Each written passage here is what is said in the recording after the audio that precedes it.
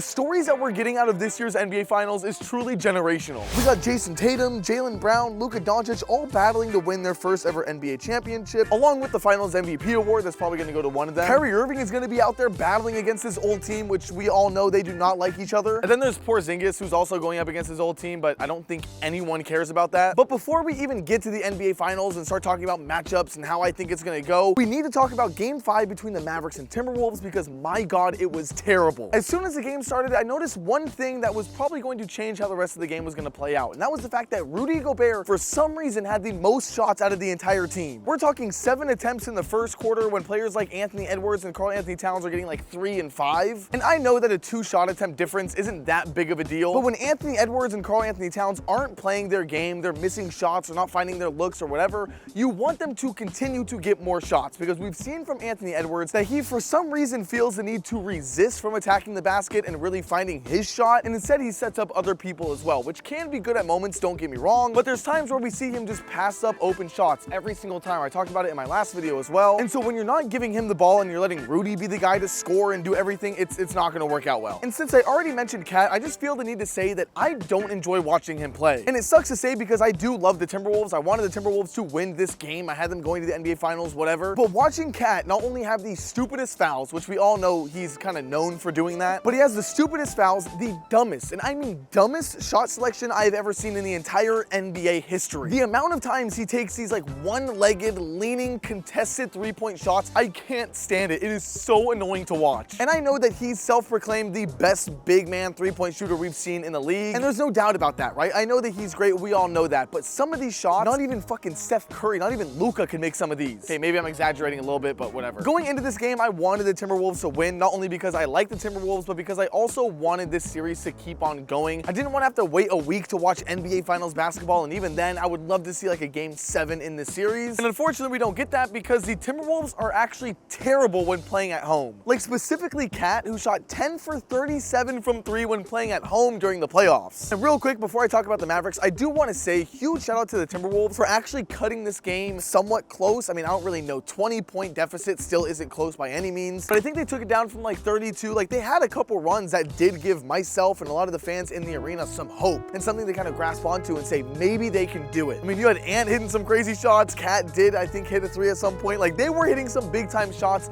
but the Dallas Mavericks just could not let up offensively. There were so many times where I'm thinking, okay, this is the run, this is where the Timberwolves get the momentum, the crowd is behind them, they're ready to go. And then every single time I would say that, Kyrie Irving would hit a 3, Luka Doncic would hit a 3. Someone on the team was going to make a move that silenced the crowd and silenced the Timberwolves bench. Every action, everything that they had going on would be killed immediately. And all of that stems from the first quarter where we saw Luka Doncic put up, I think it was like 22 points. I think he was shooting like 4 for 5 from 3, which is more fucking 3-pointers made than what Karl Towns did all series. Like it was ridiculous, the performance that this man was putting on. He didn't want to go back to Dallas and play another game there in this series. He wanted to move on to the NBA Finals, and they did that. But we always knew that Luka and Kyrie were going to be the ones to lead this team and be the star players and get all the points or whatever and all the glamour. The 3 people that have been the most underrated to me, it's kind of hard to be underrated when you're on an NBA Finals team, but the 3 people is Derrick Jones Jr., Daniel Gafford, and Derek Lively. Now that I say it out loud, it sounds a little bit ridiculous that I'm calling them underrated, but let me just stick to my point here. I've said it before in my last video, but the lob threat that they provide for this Mavericks team is something that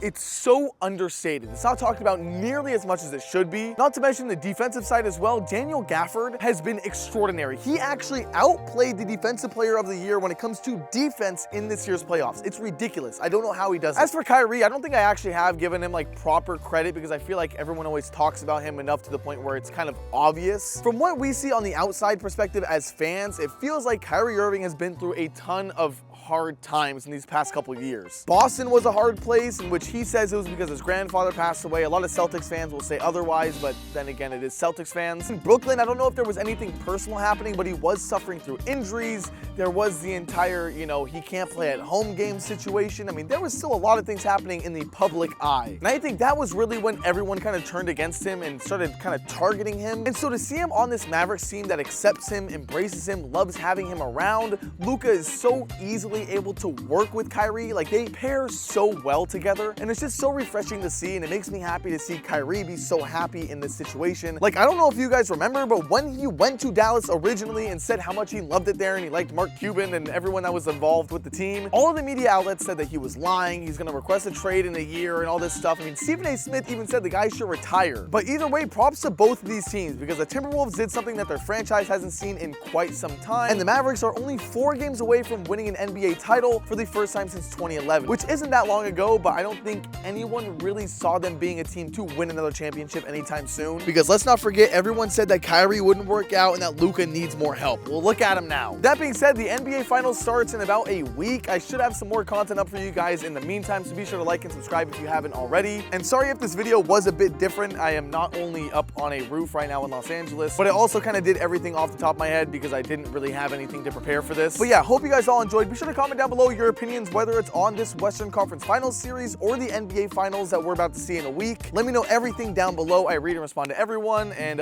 yeah, I'll see you guys all in the next one. Later.